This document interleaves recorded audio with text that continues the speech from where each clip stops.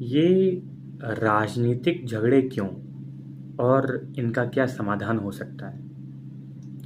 BJP Congress पे blame कर रही है, कांग्रेस बीजेपी पे ब्लेम कर रही है और दोनों ही मूर्ख हैं, उनके समर्थक भी खासकर। मूर्ख तार्किक दृष्टि से हैं। बीजेपी वाला समर्थक आरोपण करता है कि कांग्रेस खराब है और बीजेपी पूर्ण रूप से ठीक है। अगर इसको समझें, ठीक है, ऐसा ही कांग्रेस वाला भी करता है।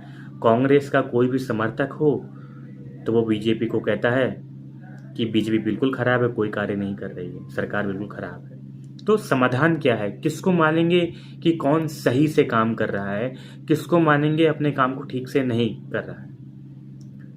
पहली बात, इसको एक एग्जाम्पल के जरिए हम समझते हैं कि अगर आपके विद्यालय में कोई वर्तमान में प्रिंसिपल है तो आप सवाल किससे पूछेंगे? जो प्रिंसिपल अब नहीं है उससे, या जो वर्तमान में प्रिंसिपल है उससे सवाल?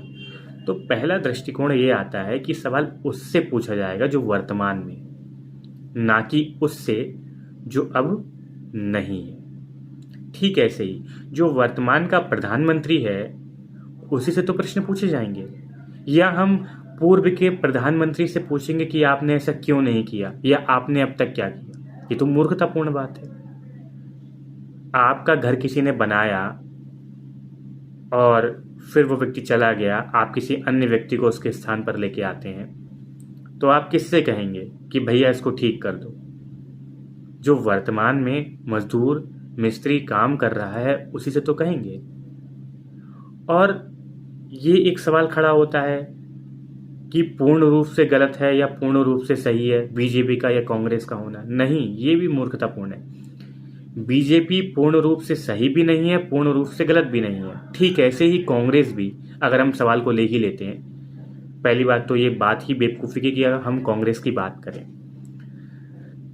कक्षा 11 की एनसीईआरटी में साफ साफ स्पष्ट कहा है कि वर्तमान में सरकार तानाशाही ना करने लगे, इसलिए उसे अपने दबाव में लेना आवश्यक है, प्रश्न पूछ करके।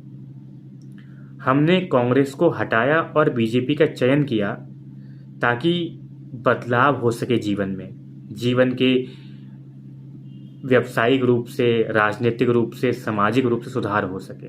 लेकिन हो तो बेवकूफ़ी बना रहा है। बीजेपी टारगेट कर रही है कांग्रेस को, कांग्रेस कर रही है बीजेपी को। तो सवाल हमेशा वर्तमान से किए जाएं, अतीत से नहीं।